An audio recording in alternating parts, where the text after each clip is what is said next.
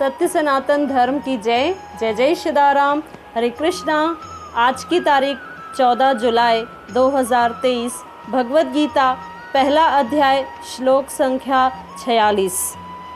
भगवत गीता पहले अध्याय का अंतिम श्लोक। संजय उवाच एवं मुक्त्वा अर्जुन संख्ये रथोपस्थ उपाविशत विसृज्य संशरं चापम शोक संविगन मानस। संजय ने कहा, युद्ध भूमि में इस प्रकार कहकर अर्जुन ने अपना धनुष तथा बाण एक ओर रख दिया और शोक संतप्त चित्त से रथ के आसन पर बैठ गए। अब यहाँ संजय धृतराष्ट्र से बता रहा है कि अर्जुन की क्या स्थिति है। हमने पिछले श्लोकों में देखा कि अर्जुन एक के बाद एक तर्क दे रहा है कि उसे क्यों युद्ध नहीं करना चाहिए।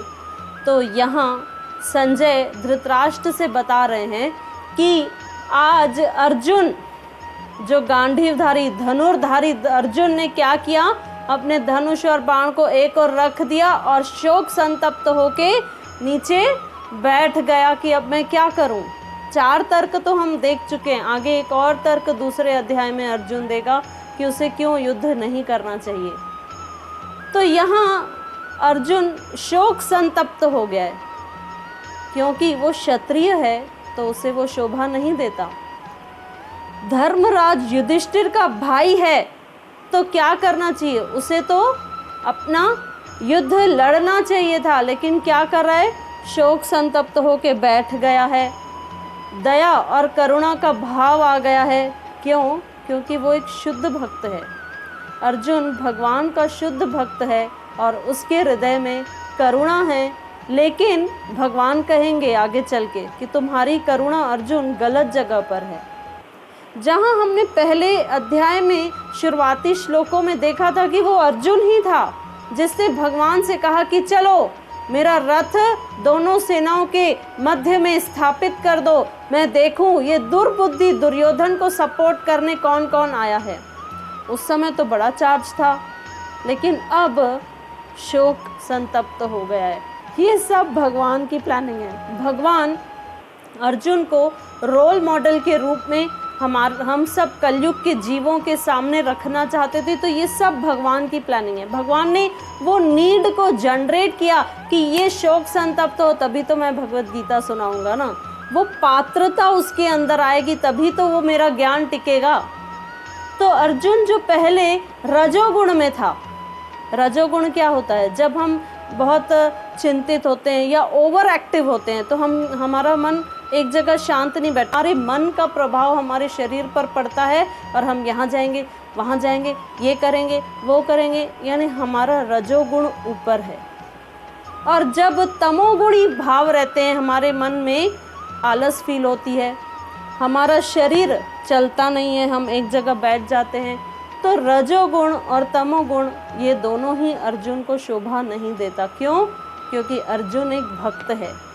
तो भगवान वही कह रहे हैं कि तुम क्षत्रिय हो, कमजोर पड़ना तुम्हारा धर्म नहीं है, ये तुम्हें शोभा नहीं देता। तुम धर्मराज युधिष्ठिर के भाई हो तो तुम कमजोर कैसे पड़ सकते हो।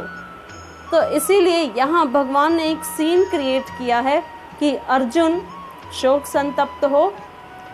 उसके बाद भगवान अपनी भगवत गीता श्रवण करवाना प्रारंभ करेंगे। अब आगे के श्लोकों में दूसरे अध्याय में हम देखेंगे कि अर्जुन भगवान की शरणागत हो जाता है। अर्जुन कहने लगता है कि आप ही मेरे गुरु हो और आप ही बताओगे कि मुझे क्या करना है और क्या नहीं करना है। तो देखो, जब शिष्य के अंदर वो पात्रता आती है ना, तभी गुरु की कृपा टिकती है। जैसे यहाँ अर्जुन अब पूरी तरह से प्रिपेयर्ड है उस ज्ञान को लेने के लिए।